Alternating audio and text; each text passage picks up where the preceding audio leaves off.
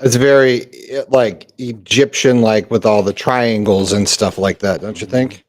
Yeah, but No? sure if there's a sports show or a math class, I was trying to figure it out there, Well, it's definitely not a math class with you and I in it. That's for sure. That's true. That's for sure. How are you, Randy? A good show Hey, how tonight. are you?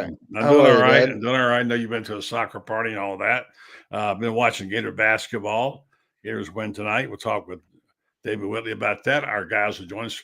Kyle will be here to talk about the portal and all the things. What a crazy time this is. I don't even know what's going on. I can't keep up.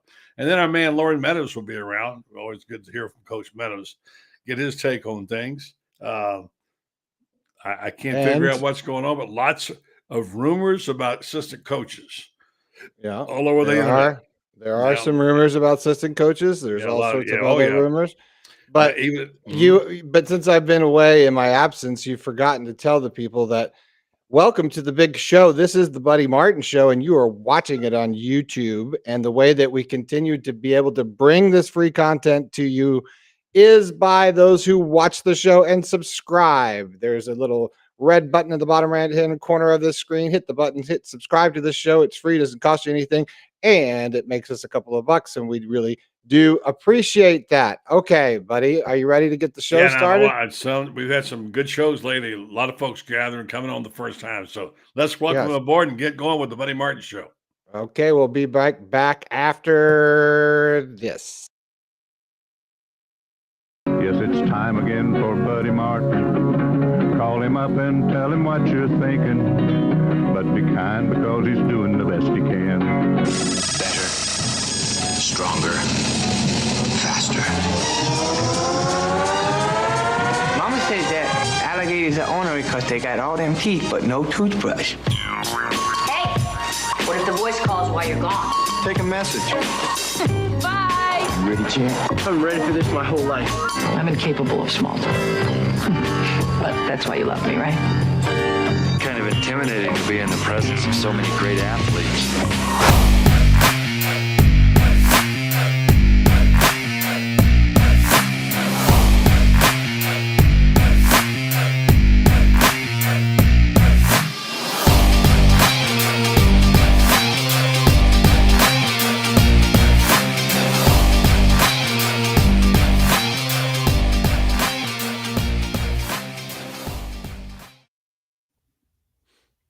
Mr. Whitley, I don't know. I feel like it's like in that song somewhere. I don't know, but I don't think they say Mr. Whitley. But nonetheless, we are with one Mr. Whitley from the Gainesville Sun, one of my favorite people of all time. What's his first name? David?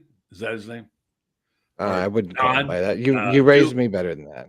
Mm-hmm. Dude. My father is known as Mr. Whitley, but I've rarely been called that. And deservedly so. Can I call you Whit? I like Whit. Yeah, you can call me whatever you want. It's your show. It is the Buddy Martin Show. But you're the star. You're the star of the show. You get to be called what you want to be called, right? Well, we've reached our overload on Martins. So I think we have enough Martins. So don't call me Martin. Okay, we won't call you Martin at all. So we did have a couple other guys named Martin, but to schedule the show, we canceled them out because you didn't like it. So Martin Short, but wanted to be on, all those guys. It's executive producer David Whitley. How about that? I like that ring. It's got a nice ring to it. Hey, David, will you grant me just 1 second, a gratuitous moment? I want to say something about a friend of mine that our friend Brendan, the mayor of Ocala, served so many terms here. Ken Gwyn stepped down yesterday. And I must say he's been a great friend and a great friend of our programs. And also, I've known most all the mayors the last 50-something years. He's one of my 3 favorites. And Kent Gwyn, what job well done, and hope you enjoy whatever you can do next. So I just want to say it for Kent. He did a great job. I think he was always listening to the people, served the people, and without an agenda. So congratulations to Kent Gwyn. He's an FSU guy, by the way. He's not happy either. won't hold that against him, but he is a great man nonetheless. So thank you, Who's Mr. taking Gwyn. over? Rob Marciano, Matt Marciano ran unopposed. So good man also. So David, I just wanted to say, are you as confused as I am about all this? I mean, we got a million opinions on the teams in the playoff. We got the transfer portal just killing. Apparently, there's over 3,000 people in the transfer portal. I have no idea what's going on. I have no idea who's Florida's hiring for coaches. I see some rumors, whatever. I've never known less about Florida football in my life than I do right now. Well, taking them one at a time, I'm not confused about the playoffs, and I'm not surprised at the reaction because people get emotional about these things. But I think just we won't have as we're in Gainesville and Ocala, and it's a Gator centric show, so we can have a little more objectivity about these things than Seminoles would. And looking at just the CFP protocols and the charge and everything from day one, the whole thing was supposed to be the 4 best teams on December 4th when they made the pick, not on September 4th, October 4th, November 4th, it's December 4th. And so, in fact, I did a column last week saying that, that FSU might have been one of the top 4 previously, but as of the date where unfortunately Mr. Travis broke his leg, they were no longer a top, one of the top 4 best teams in the thing. And I said, people can argue, but if anybody really wants to do it, say they need to put their money where their opinion is. And I said, I would bet $244, which was the number of yards that FSU generated against Florida, and that they wouldn't do it with the money going to charity of the other person's choice. And they could bet on me. And the bet would be if they did make the playoffs, that they wouldn't even cover the spread, and I would pay. Well, unfortunately, the bet that wouldn't happen because they didn't make the playoffs. But I put that out there, and it took 3 days, and finally, one guy stepped forward to do it. So I think for all the talk that they should have gotten in, blah blah blah, says people weren't willing to put their money where their opinions were on that, because they know FSU wasn't the 4 best. Now, were they a very deserving team? By all means. And winning 13, going 13-0, did they get jobbed? Should they feel ripped off? By all means. And do we feel bad for them? I do. I mean, when you do that, what more can you do? But the simple fact of the matter is that if they played Alabama or Michigan or Washington or Texas, they would be double-digit underdogs. And really don't seem to matter. Would be number 4, which would be Alabama, which supposedly took their spot. Now, if they played this Alabama team, and as they're currently constituted 100 times, what do you think Bama would win? 97 of them? Yeah. So maybe.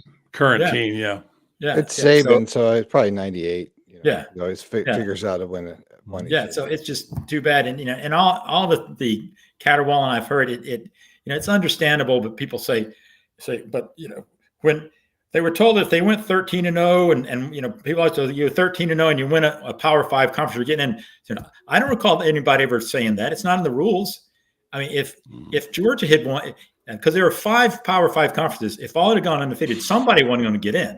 So that was never one of those rules. Yeah, that is definitely a factor. It was really not going to work. It was like putting 10 pounds, in a 5-pound bag. And you're right. And I know this is fatigue for some people, but it's really important lesson to learn because the system was flawed from the beginning. It just now caught up to it. And this is the year that a couple of teams got hosed. I mean, they got hosed. I don't know what you could do. Of course, we know the backstory about a ACC commissioner and his colleagues blocking the 12-team playoff this year, or they would have solved that problem. So consequently, they got their own medicine. I do feel bad for the kids. I know it's not a rule, but I mean, you play hard, you're undefeated, and you expect to go, play for the championship. I got to tell you though, if you want to take the eye test, I mean, I cannot leave Georgia out of my top 4.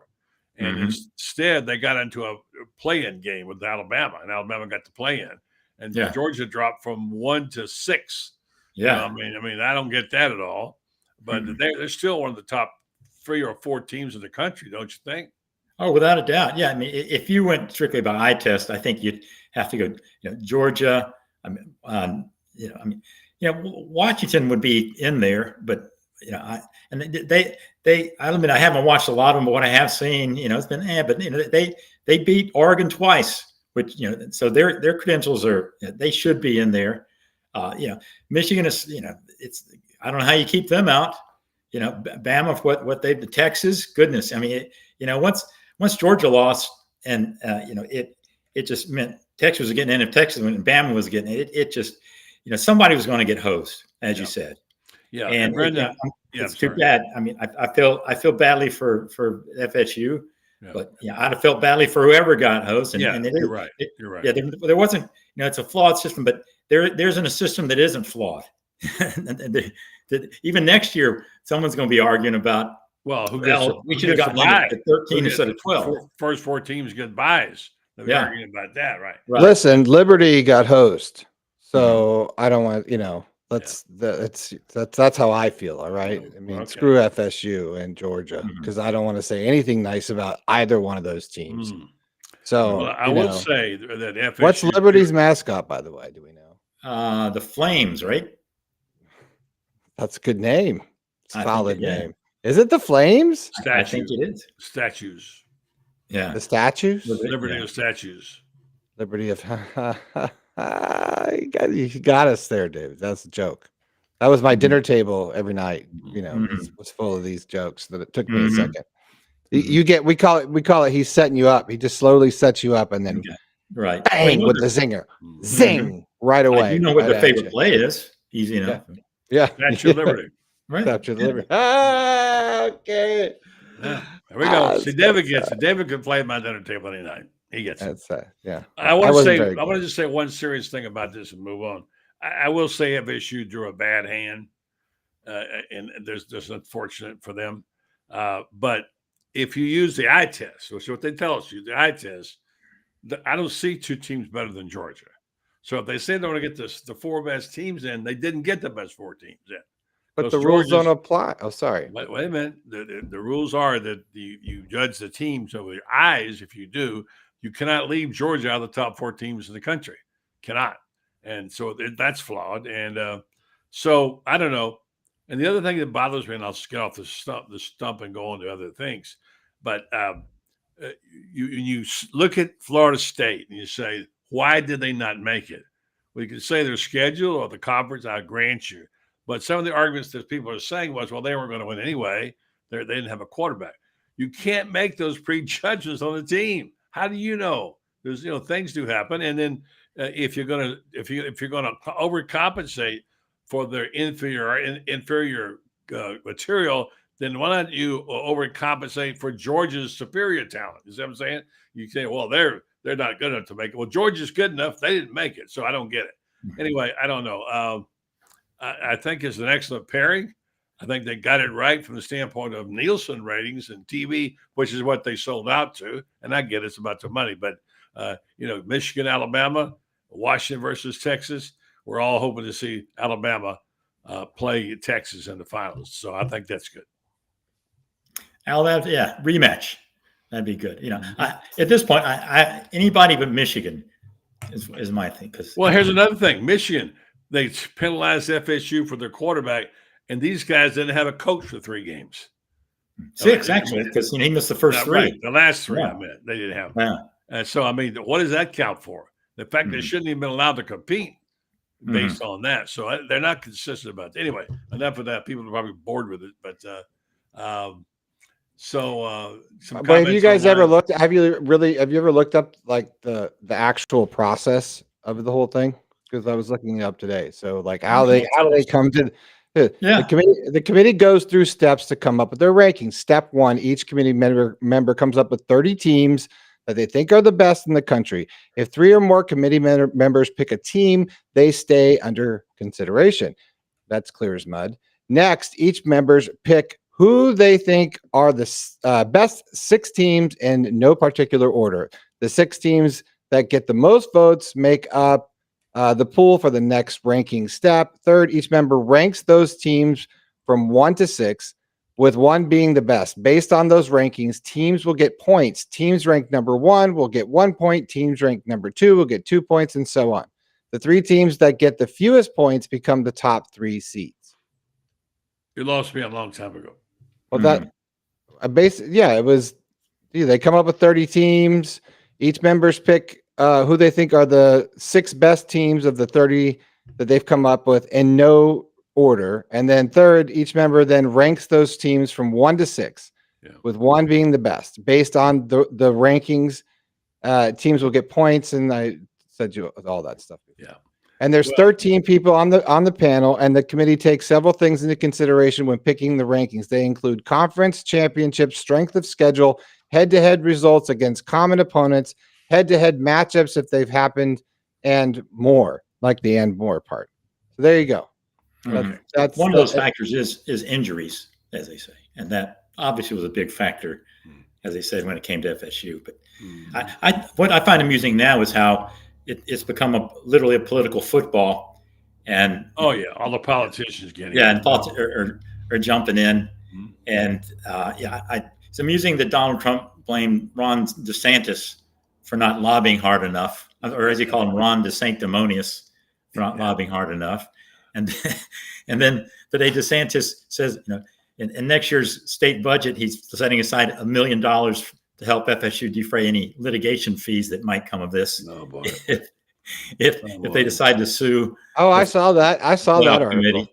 Yeah, it'd be a class action, right? Because the individual players would sue like a class action lawsuit for a violation of potential to make money on their NIL deals. Yeah, well, there's a lot that John. No, I don't know that Melden That's what Law, I mean. Melden Law. Sorry, I almost said the wrong law for you. But Jeffrey Melden, he ought to be dropping his card there. It should have been passing him out. Speaking of Jeffrey, we got a spot on him in just a second here. We're going to have our buddy Kyle is going to be joining us in a minute to talk about some coaching changes in the transfer portal. I'm kind of ready to move on past the whole episode of who got left out now. Let's move on, because we got 2 of the big things going on here. Number one is whether Florida has any more defectors, and another one is that the coaching replacements. There's lots of rumors out there right now, and more than rumors either. So we'll talk to Kyle about that. And there's Brendan's story up on by Matt on our site about a guy who might become the defensive back coach. So we'll talk about that as well. Yeah, he's the Rams guy. No, I won't say his name because I know we're in a tease right now. See, yeah, we are right. That's right. Okay. We're teasing. Well, do we have our friends at Jeffrey Melden there standing by? Yeah, we have the new spot with your very good friend and my friend, by the way. After Utah, we're buddies now. Yeah. I watched that interview the other day. It was a great interview when he knocks the phone out of the hand. Yeah, that might be one I have to bring back. Listen to this one. He's now calling plays for Todd Golden. I didn't know he was such a basketball fan. We'll be right back right after these words from our sponsor.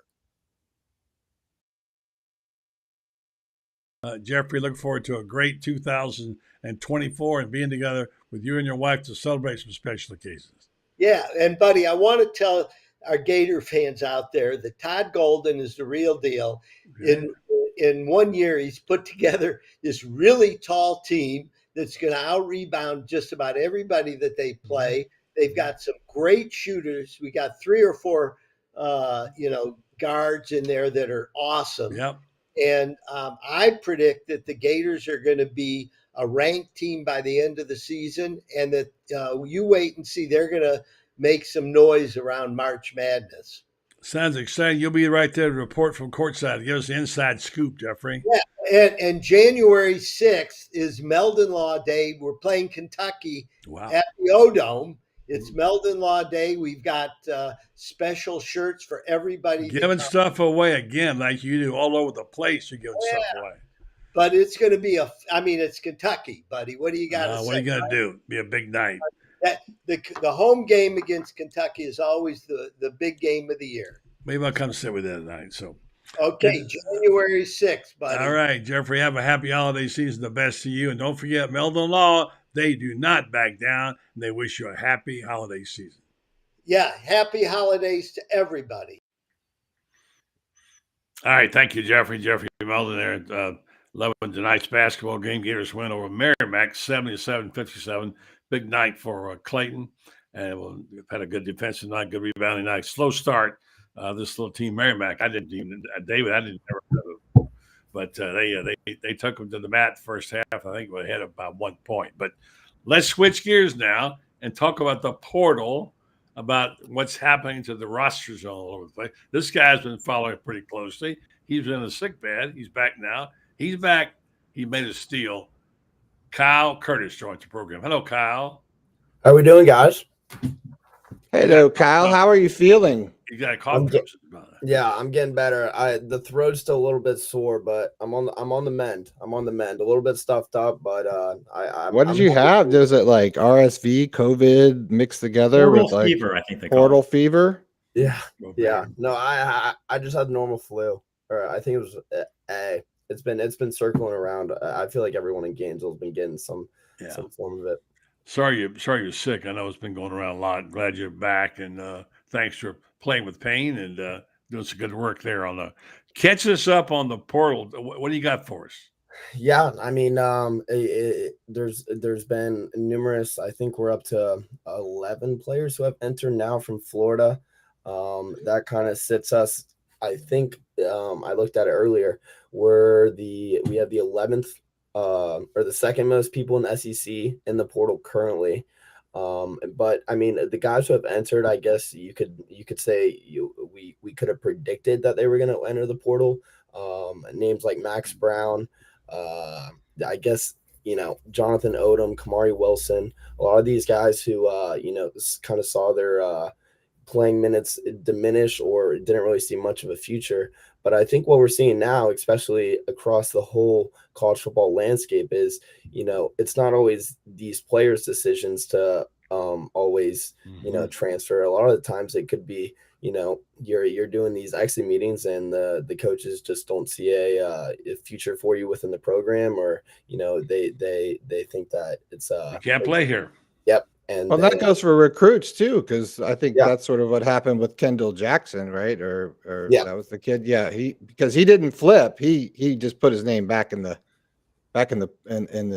hat there per se, because I heard that he was sort of not so welcome. Guy. So I mean, a lot of it is also helping out that player and the best interest for them as well. But the list as of now is Chris McClellan, Caleb Douglas, Max Brown, Jonathan Odom, Kamari Wilson, Jordan Herman, Ty.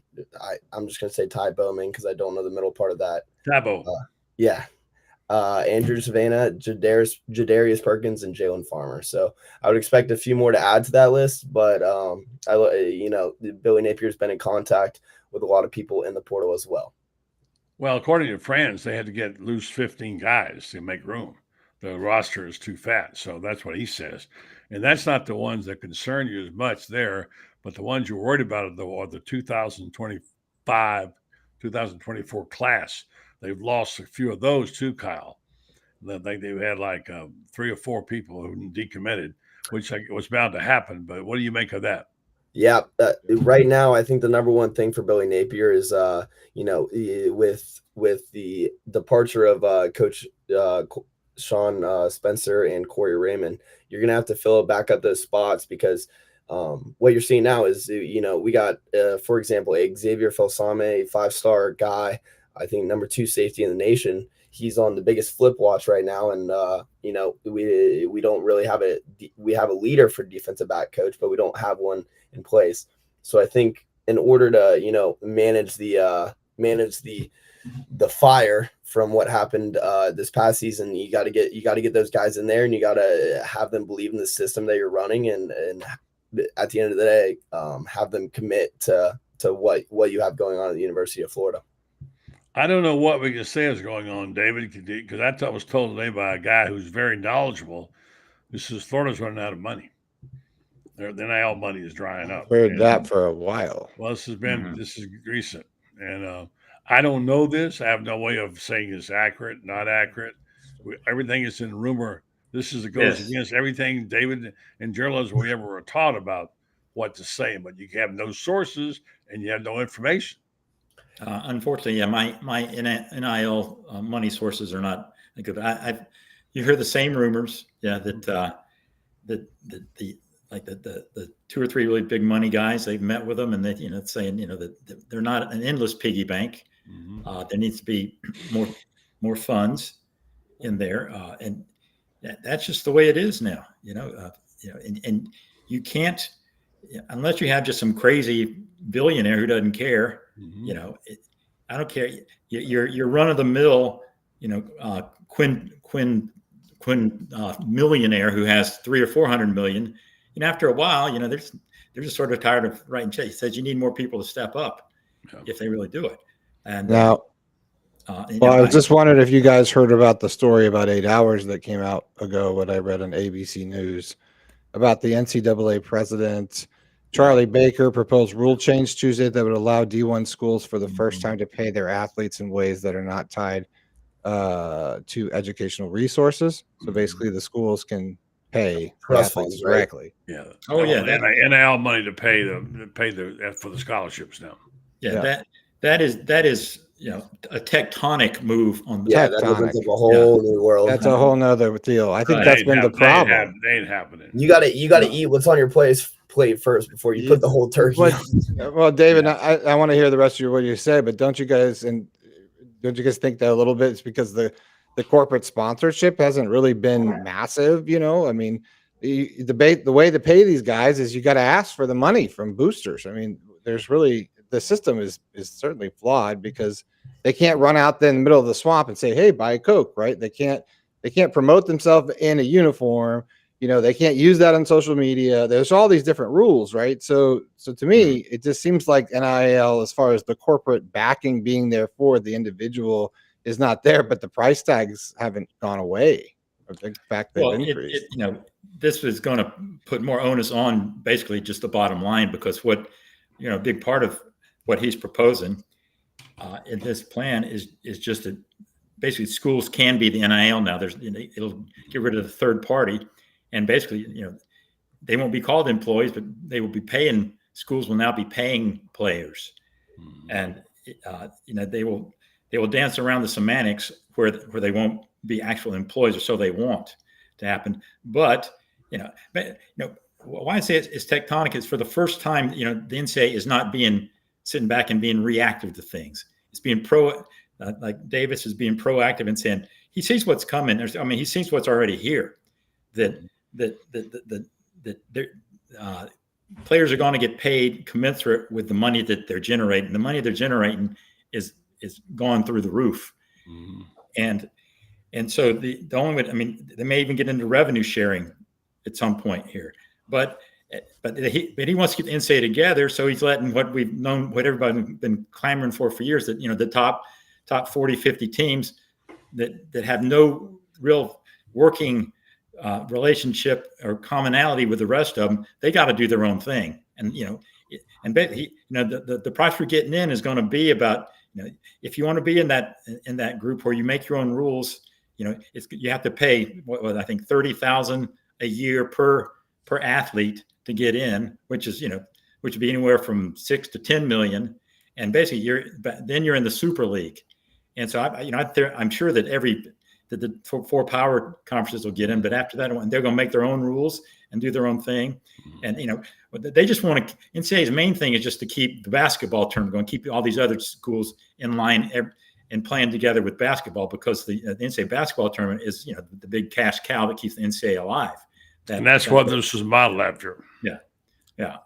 But and these are just proposals. As you said, this is just the Kickstarter to get this going, but so who knows what it will eventually look like, because nobody really knows. But basically they're just granting what people said. It says, yes, schools will be, the whole thing about amateurism, the last shreds of that are gone with this. It's going to be, schools can pay, and there's no limit on what they can pay. The minimum, they just established the floor, which is $30,000 per student. The ceiling they didn't establish, so it's still going to come down to more than ever a money race between schools. Can I just say an old cliche my grandma taught me a long time ago? It applies here, and David, I know you've heard it. All that glitters is not gold. It's all, that's the whole thing to do with the greed, and part of it now that's taking the game over. I guess it was, and I had a really good conversation with Bill Carr. Who knows who Bill Carr is? David, you know who he is. Former athletic director of Florida, great player. And he told me an amazing thing. He was on for years and years and years. He was on a council of athletic directors around the country that dealt with hiring and firing of coaches and packages and what have you. He said if we'd done our job back in the day, meaning back in 1980, he said we wouldn't have had to deal with this, which is to say that's when the Olympic athletes started getting paid in 1980, and college football was going through all kind of things. They were allowed to have more than one game on TV, and all that broke loose. And then if they would have just stepped in there and paid a stipend to the players, they'd have never had the NIL deal. And that's coming from Bill Carr. That's a heck of an admission right there. So we're in this position because of some decision was made 30, 40 years ago, and we're right back in it again. And now we got to think about that. What is the future? Because this great game could be in danger and peril. So I'm not going to preach a sermon here. I'm just going to say that the greed is taking over the game. I know that's with the fairness factors there, and the players should have shared in it a long time ago, which is why Steve Spurrier threw his wallet up on the table in Destin 15 years ago and said the coaches ought to pay out of their pocket. So we're not done with this yet, because anytime there's money, there's problems.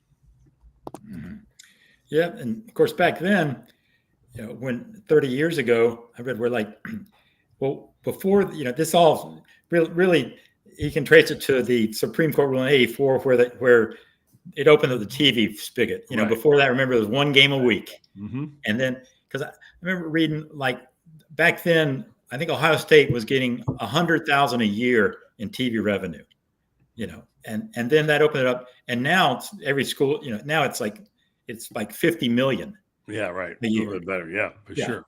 And I know so, that. It was easy to spin the old that a scholarship is enough and players should be happy with that.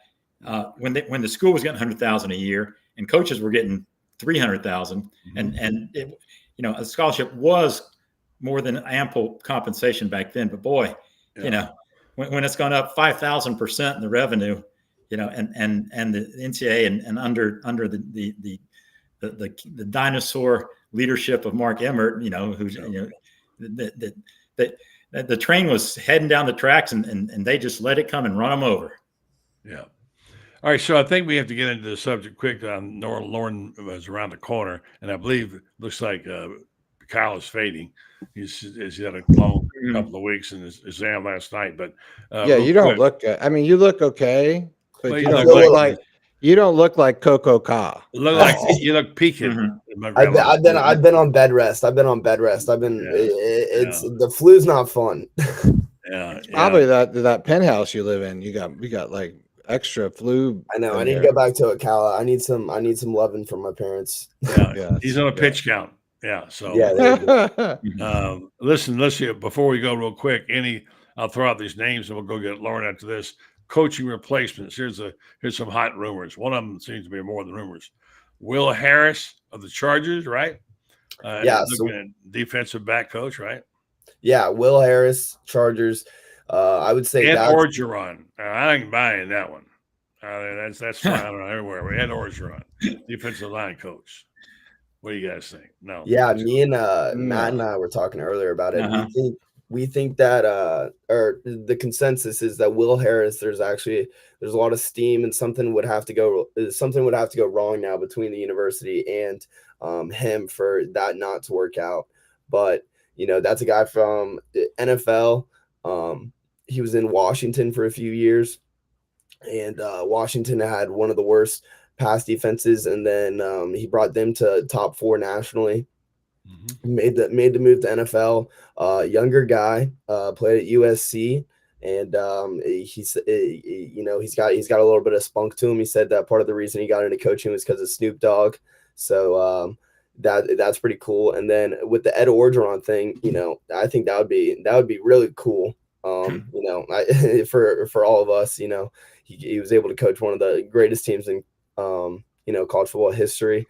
But I don't know. It seems like kind of a long shot. And it was a name thrown out there, but it seems like it's caught some train tracks. So we'll see what happens. All I can say about that was if he's got the buyout money, this is a coach here free a year. That's the only way I can think. But and finally, before I let you go, Willie Corn is a hot name. He's Liberty coach. He's the offensive coordinator, quarterback coach. There's talk about him joining the staff. I don't know. Those are just rumors. Folks don't hold me to those. It's not my reporting, but we don't get any information. We have to get what we got off Twitter or whatever. So is that what you guys are hearing? Yeah. Well, the San Diego guy makes sense because, their coach is probably going to get fired. Right. At the end of the year. So he'll be looking for a job anyway. Mm-hmm. Brandon Staley's pretty much dead, coach walking. Mm-hmm. And so it would make sense for everybody on that staff to be sending out feelers and finding somewhere to land. And, that aside, he sounds like he fits the MO on what they kind of would like to get in here. Ed Orgeron, it'd be great to talk about. It's hard to imagine it happening, but as you said, buddy, he doesn't need the money. No, he can just say, "I'll coach with you for free for a year," whatever. Yeah. Well, let's say goodnight to the sick guy over here. Let him go. And I don't want to get you got sick. Appreciate it, man. Yeah, don't get your germs everywhere. Hope you feel better, Kyle. Thanks for playing with pain. All right, thanks, Kyle. Feel better. Have a good night, guys. Theraflu. Let's bring before we bring him on. Let's just do a quick read of our good friends at Titan MRI. We all know about them. A lot of talk about them there. Titan MRI is worth a short drive to Gainesville. No insurance is no problem. You can pay with cash or card. Same day scheduling. Where do you get that? You start feeling better today because Titan MRI is North Central Florida's premier independent MRI facility. Come see why hundreds of patients are visiting our Gainesville location from Ocala, from Marion County, and the villages. That's TitanMRI.com. And with that, we'll say good evening to the coach, Loren Meadows. What's up? How you guys doing? What's going on, Coach? It's fine. I just got back from I went and checked out the basketball team tonight. So Merrimack. Merrimack was feisty. They ended First up winning half. about They were 20, leading, weren't they? Yeah, Merrimack leading by a point. Yeah, they were very, very feisty, and got decent guards. That little guard is something else. Play well. Yeah. So they had some. But Florida kind of imposed their will in the second half, really killed them on the glass, and they should have won and took care of business. It was early week games sometime. Could be tricky, but they figured it out. Clayton started hitting his 3-pointers. That helped a lot. He had a big night. Yeah. We're just talking coaches here, and we're bringing Loren into the conversation, David and Brendan, about what are you hearing about the coaching replacements at Florida? Pretty much same thing everybody else is hearing. Will Harris, Willie Corn, who obviously, has done really well at Coastal Carolina as well as Liberty with Jamie Chadwell. Obviously I agree with you guys. The Orgeron thing, I'm not buying at all. I even told a guy tonight, I said, if Ed Orgeron comes to Florida to coach, I'll give you my 2 tickets to any Florida game you want. I'll give them to you. So, the guy that kind of posted that, I don't believe that. There's a lot of reasons for that, but there's so much of that right now. Yeah, honestly, Twitter is like there's fake accounts. Yeah, it's sort of a run awry right now. Right. There's so much of that negative. And take Twitter out of it. Guys are still coaching. Guys are going to go after. They're going to go after head coaching jobs. They're going to look to. Move around. Like you said, that there's going to be firings in the NFL. It's really, really early right now. I know everybody thinks you got to get it done because of the early signing period, but just guys aren't going to be done working yet. So, you don't know. There's going to be 4 football teams that really probably won't assess their staff till after the new year.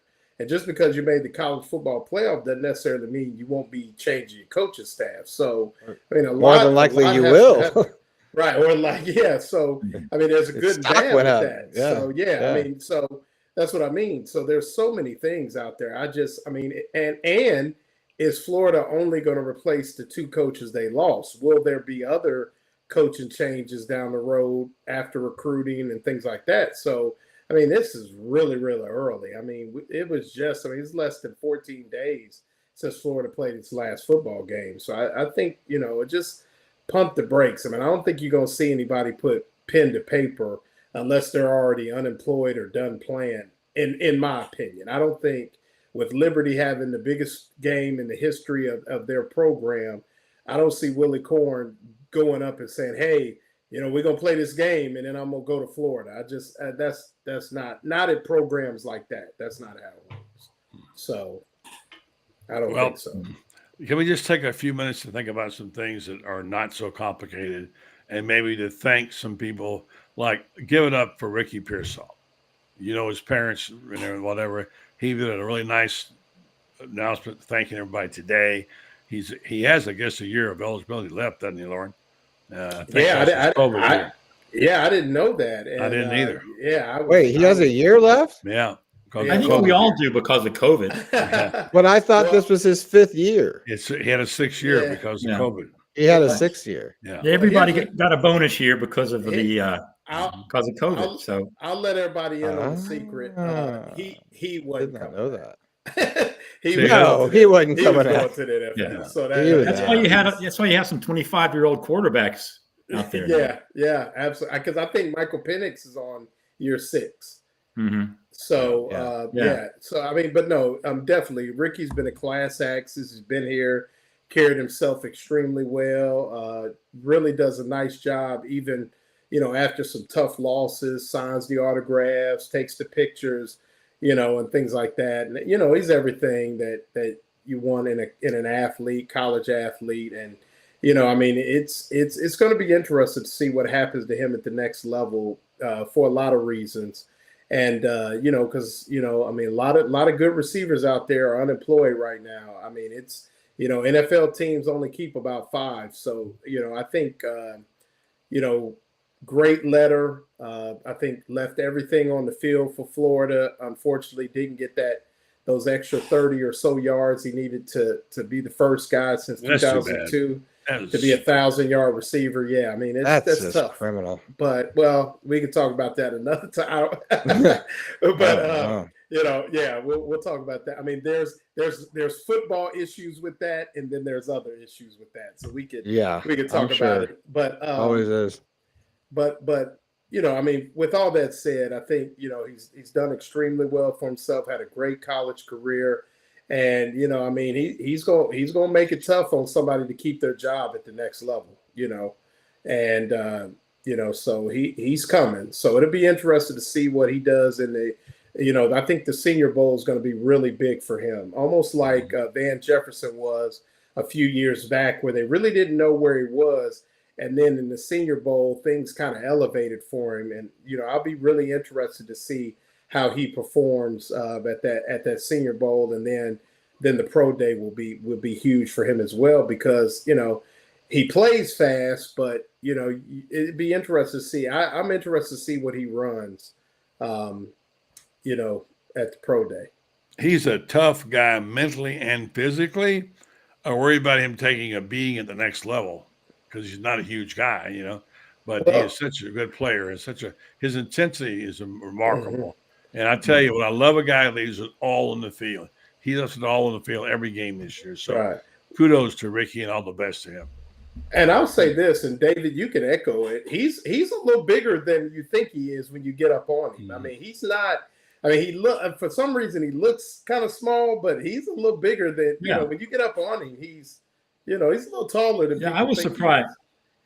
Yeah, you're right. I was surprised because I don't know what it is, but it's almost like a mirage. But you see him out there playing, he looks sort of like Cooper Kupp, maybe 5'10" 175. But when you see him in person, I mean, I think he's easily over 6 feet, and the guy is built. I mean, he is put together. Yeah. And you tell he's put in a lot of work on that. He is a real. I mean, he had the maturity, and he and Mertz really meshed because they both came in with something to prove, and they went about their business like businessmen. They never got too high, too low. And it's not they were usually the go-to guys when they wanted somebody to come in after the game or on Mondays and talk after a loss. They were good at doing that. Absolutely. So I think he had another year, but there was really he had nothing more to prove here on a college level. So I mean good for him going out. And it's too bad about the 1,000 yards, but I don't think it'll affect anybody's fond remembrances of Ricky Pearsall. But but speaking of Mertz, that was quite big news since we last spoke last Tuesday. Yes, coming back like he did, that was a big announcement, and the fun. I think that I mean it worked out perfectly. Obviously, we know now why Max bailed, because he knew he was coming back. And let me just say one thing: if you could give a statue for a recruit, this guy could get one. DJ Lagway now got his 5-star plus rating. This guy has just torn it up as a high school player. If he's as good as he looks, I don't know how they're going to keep him off the field. I would hope they put a package in for him like they did with Tebow, when he was playing. And apparently, I don't know. Someone said, well, maybe his competition is not that good in Willis, Texas. I don't know. Do you guys know? No, yeah, they literally played. I mean, the team that beat them was the team that some people think is the number one team in the entire country. And they scored 30 on them. I mean, I think they got beat like 50-something to 30. But I mean, Lagway was just as impressive in that game as well. They just don't have the horses as a whole. So I can't remember the city. Somebody can help me out. But Dan Bond may know. But it was, I mean, the team they played is one of the top schools in the entire country this year, and that's who beat them in the playoffs. So, he may have been beating up on people during the regular season, but once they start playing for the money, he was playing against some guys and did very well. So DeSoto, Texas. By the way, David Whitley, you can't let this pass. This is right down your alley. William Feinberg, Pizza Bill, came up with a good one. He says, going to hire Jimmy Track Corn. I don't care for special teams. Yeah. Jimmy would do as well as whoever else they had in there this year. And we'll get Burl Ives to be Mr. Two-Bits. Yeah. Yeah. But I guess Lagway, he's going to be an early enrollee. So, so the fun will start in spring practice. Yeah. And engage in that. Wish I had the royalties on all the ink that's going to be written about that battle, that QB situation. Yeah, and in the next year. But the fact that Mertz comes back just can make every Gator fan breathe a lot easier, because you won't be dependent on a kid who was taking high school snaps last year to suddenly be going into playing SEC teams. If they had another quarterback, they could even redshirt him. I mean, I don't know, at least maybe let him play 2 games or something, right? Yeah, I mean, it could be that way. I mean, you saw how Texas handled Arch Manning this year. Yeah. Of course, it wasn't like Arch Manning. Quinn Ewers is one of the best quarterbacks in America, but still, they didn't rush him. And you think all the way back to Tebow. Tebow certainly had the hype when he came in, but he was brought along, and it was co-QB. Chris Leak was the steady hand there, and I remember but the day after they won that title, Urban said, "This is now Tim Tebow's team," and it was for the next 3 years. Yeah. So. It just gives them a lot more options to having, Mertz there, who what he can do, and he's pretty much money in the bank. Yeah. Let me throw something out to you guys real quick. Chew on it if we have time. We're looking for some momentum builders, right? You get the Mertz news. That's good, right? But now with the defections and all the things going on, there's going to be some give and take, and some Gator fans are going to get negative about it because they're going to lose people in the portal. And they got to lose the first of all, Loren, to get down to where they can get to all those guys signed and get them in school. But there's 2 schools of thought. Maybe Billy needs to do something big soon to get the momentum, and get some mojo going here, because I'm not feeling it right now. Or maybe the smart thing to do is in the portal. I don't know how long these guys got, is to wait and see what deals were made, and then comes in behind them and say, we'll offer you this guy and that guy and that guy when they have their deals. Some people say be wait to see, because all the players are kicking tires and shopping. So which is the play? Be aggressive, go out and do something, get a great coordinator, start talking it up. What's the best way to go about it? Loren, start with you. What's the best way to approach this to build momentum? I think the big thing is, keep this class, try to make it a top 5 class. If he could do that, I think that'll kind of settle things. I mean, to build momentum, I think he's going to have to wait a little while. He's got to handle the things that he can control right now, which is to get this class signed, get some of these big timers inked, get them in, get them ready for spring ball, and that'll be the first thing. And then, like you said, secondary, but that's going to probably be after Christmas, is really get some solid hires in here. And that's the thing. But I think he's got to do that in that order. If he tries to do something, I think if he tried to make a hire prior to the signing period or things like that, I think he may end up with somebody that he doesn't like. And I will, right, doesn't fit. And I will say, somebody, Toby put up there, and I'll give you a little tidbit, and I may kick myself, but I was told by an IMG staffer that Jordan Seaton is not going to sign with Florida. So there's your scoop. I was at a That's a big scoop. I was at a post-grad game in Orlando, and I was told that Florida will not be the choice. Now, I could be wrong, because I was talking to some guy, but it's somebody on IMG staff. Well, you got more information than we do, that's for sure. Yeah. Well, I'm not a big recruit, Nick, but when I saw that flash across, that conversation and I mean, he used a certain term. I don't want to do Billy and them that way, but it basically was he's not going to Florida. Yeah. And that's an issue that you're worried about, because, like I say, the mojo, people say, well, should I go here, go there? Well, what's the future for Florida and Billy Napier? There's no guarantee. So I don't know. David, the schools of thinking seems to be that the best way to go is don't worry about the high school classes. They got their class already in 2025. We're going to lose a few 2024. But to go out to the portal players, go get some goods. What do you think? Build to the portal? Well, you build through both. I mean, I think primarily, your base wants to be through high school, and then you plug in guys with the portal. With Florida, though, they got a lot of plugging to do, especially on offensive line. And, and those are the hardest guys to find in the portal. I was reading where, one of the guys in Florida, I don't even know, he was rated the 39th best portal offensive lineman. And I couldn't even remember the guy. So there's just not a lot of good offensive linemen out there that go into the portal.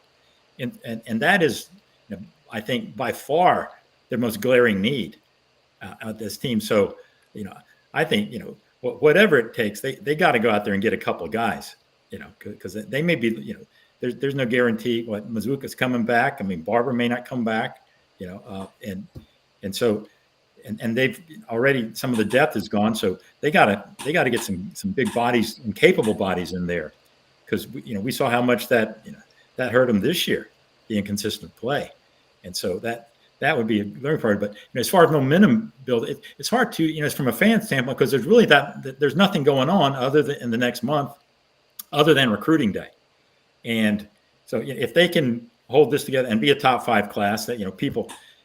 I guess after you were number 3 and people get a couple hot, maybe we get 2 or 1, might be disappointed, but still, they dropped to 8th, haven't they?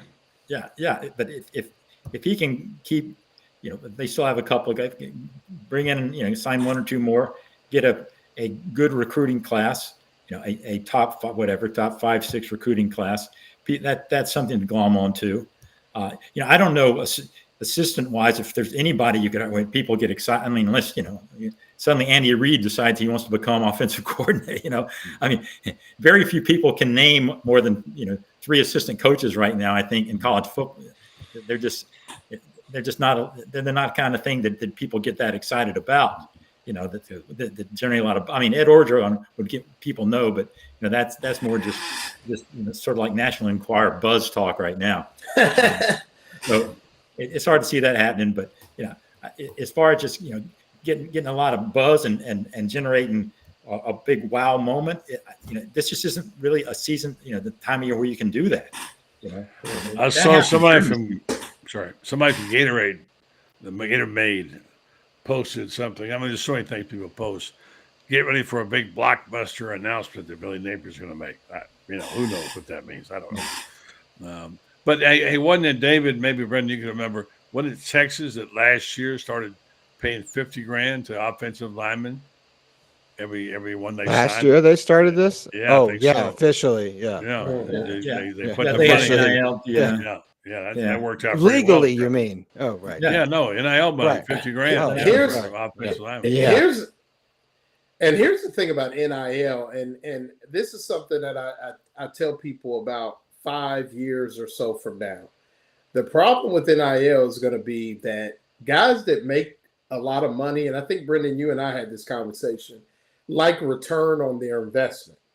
There's very little return on investment with NIL money. With a zero, you pretty much get to see your team win or lose. And it's going to be interesting to see how that well continues to stay full for a lot of places down the road. Because, people that make big money, they like to see return on investment. And right now, I mean, there's very little return on investment for, you might say NIL coffers. So it's going to be interesting. Yeah, it's the same 5 guys they go back to all the time. I was told tonight that they go back to the same guys. Well, and I think those same 5 now are like down to 3, and one of them is getting tired of ponying up.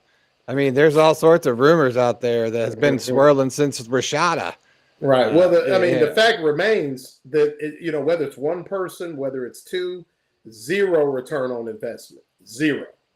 You make no money on the money you spend, which rich people don't like that.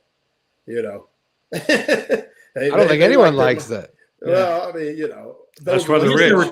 Those of us that don't have any money, we don't know any better. So that's what No, I hear you. And investment would be a winning team. Well, you also have the idea of what industry is driving a lot of your money. Excuse me, and Texas has got a little bit of money. So you have level of boosters of it. We're not punching out oil tycoons, for the last 50 years, or longer. So you have a lot, and that's same with Texas A&M, right? So you have a lot of, you have a lot of that big, fat wallets, right? And I think everyone thinks Florida just has all of that, and it's not. I mean, I'm not saying there's not plenty of successful people out there that went to the University of Florida that aren't rich. I'm just talking about, you need these billionaires, right? This is the game that we're playing now. So that's why we were talking about the article that came out, about 8 hours ago with ABC News, talking about how the NCAA, what is he, chairman, director? What's his title? I forget. President, I think. President. There you go. President. Yeah, he came out with the basically the potential rule change that lets schools basically give money out, or at least arrange the deals, or I think it is to give money directly from NIL to give directly from the school, though, which would change what we were talking about earlier. It's kind of hypocritical to do it this way anyway. They still had a say in it. Right.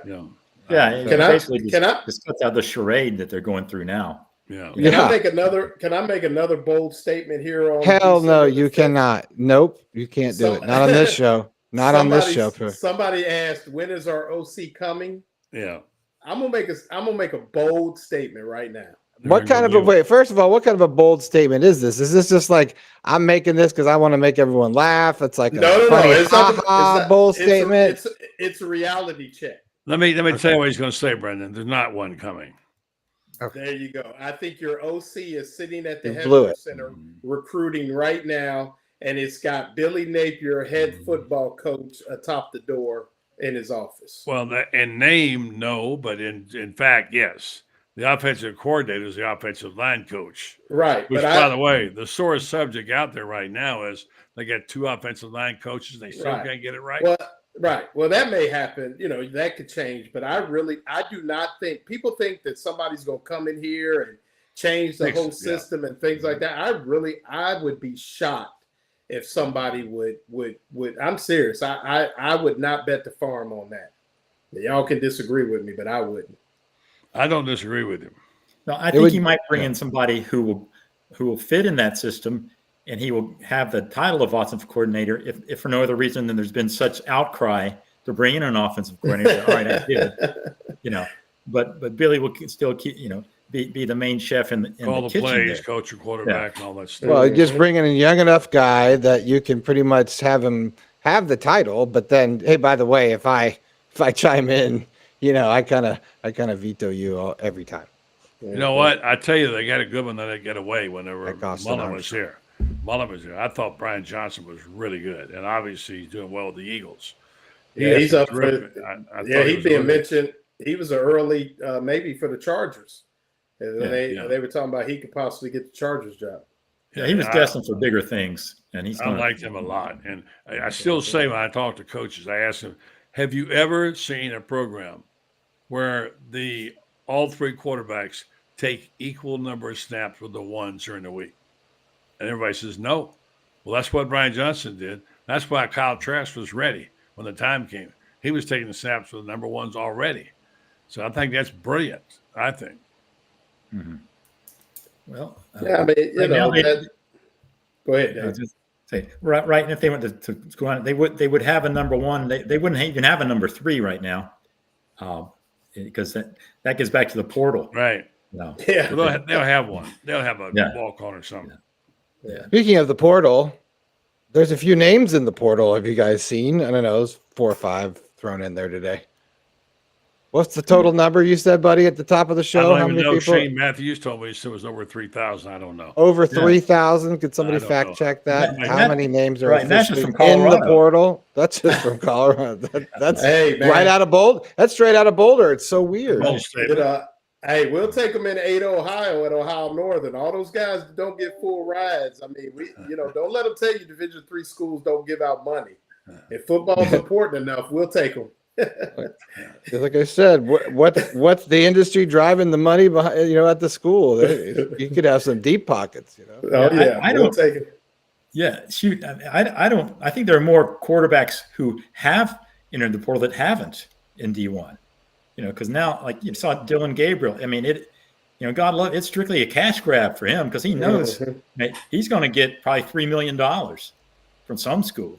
Loren, you're getting a request about your trivia. Do you have it tonight? We had a question. We still got one on the shelf, but I gave the answer, so we had to run it back next week. Okay, one of your followers, Robert Turner, must know. Yeah, because he always wins. How about giving him one for free? With no prize. Just off the top of your head, now go. Give me a hard trivia question. He's got who was the last receiver to have 1,000-yard season in Florida? Since Billy Pearsall, brought to you by Spurs Gridiron Grill. So if Ricky Pearsall would have gotten his 1,000, he would have been the first receiver. Was the last. 2002 was the last one. Good one. That's a good one. Speaking of that, was under Melden. I can't tell you that. I can. Somebody already got it. They're on top. Under Zucker, right? Taylor Jacobs. Who got it? Under the Zucker. Yeah. Oh, under the Zucker. Yeah, that's true. Tough group to get much pass. Yeah. Hard group. Hey, speaking of, since you were already on that subject, you said there was some. There was some. Was it off the record or on the record? Scuttlebutt about why the 1,000 yard was it 1,000 yards that didn't get broken by Pearsall. He doesn't want to tell us. He doesn't want to. Doesn't want to tell us. I'm trying to break news here. So. Scuttlebutt. No. I mean, no scuttlebutt. Just just a lot of people were. We like scuttlebutt, by the way, Loren. We like scuttlebutt. You got it. Right. If you're trying to win a football game, why your best receiver only gets 3 targets? That is true. When you're trying to upset a team, and there were opportunities throughout the season it was just kind of like, I think it kind of hit it had its height after the South Carolina game, and then things kind of seemed to teeter after that. And, like I said, I will say that, and like I said, I do know the family very well. They have handled themselves with grace and class throughout this entire process, and stayed extremely positive throughout the season. And a lot of families don't do that, so I'm gonna leave it at that. I really like Ricky and Aaron, and they're good people, and they raised a good young man. So yeah, they're a very nice family. They're you met them, Brendan. Yeah, really nice group. Yeah, very nice. Loren, before you go, since it's getting into the night, I just wanted David's to say, on overtime. He's look at these. I know. I just wanted before he went. I just wanted to confirm. What did you heard it? You were at a party somewhere. IMG guy walked in. You heard for sure. You think probably most likely. They have like the post grad IMG has, then they have the high school. And there was a team from Ohio, Flight Academy. Shout out to Flight Academy, Dayton, Ohio. They played IMG for the post-grad national championship. A couple of my former players, Alex McCreadis and Kyle Kester, are on the coaching staff there. And I talked to a couple of the IMG staffers and asked them about Seton. And, they said that he will not be going to Florida. Now, like I said, that was one guy, couple guys. They could not, they made, not the parents. They're not anything, but they said Jordan Seaton's probably not. I don't know. I think David's sources said it was contrary. Said he was right, David. Mm-hmm. Well, you're at a party. My sources at IMG, which were Nick Bollettieri. I don't think he's with us any longer, but they're no longer here with us. Yeah, it's good. IMG or AMC? I don't know. One of those. ACDC, actually. Yeah. And buddy, you know how I feel about recruiting and the foolishness that goes on with it. So for me that was kind of just me being, listen to you. Like, it's legit. It's legit scuttlebutt. I mean, you heard like scuttlebutt. We want. I mean, it's not like something you read on some. Some fan chat. No, you're at a party. I mean, that's no. It was a football game. It was right. You're at the game. It was at Freedom High School in Orlando Sunday. Yeah. So you know what? You actually are a stand-up guy, so I can vouch for you. So if you actually saying this, I know you. It's a lot of for you to say that, because I know you wouldn't say that unless you were totally pretty sure that you heard it. So there you go. Breaking news. Thanks for that for tonight. Game. I appreciate it. That's what I wanted to hear. Great news. Thanks. I was in the same ball game. I went to that restroom back there, and they gave me a scoop. Said Loren Meadows is going to coach again. Is that true? Said Loren Meadows is what? Going to coach again? Yeah. Yeah, that's what I heard. No, my sources told me that. No. David, what are your sources say, David? No. He's in line for that Gators DB job. Yeah. No. Back there. No, absolutely not. You have to take a pay cut to get it, of course. I like hanging out with the David Whitleys and the Edgar Thompsons and the Buddy Martins and the Brendan Martins. This is where I'm at, man. It's a different breed now. I mean, God bless guys that are still in coaching and things like that. I have a bunch of really close friends that continue to do a great job at it. They're good people. Coaches are good people. They really excellent people. And I just had to, no, I'm good. All right. Their loss is our gain. The world media. I just appreciate you guys letting me hang out. Whatever. You're gonna go. You got. I'll ask you about all your professional life here when we're off the air, but you're a big deal, so I don't want to hear it. No. He's like, I still have yet to see the shoe collection, which apparently is immense.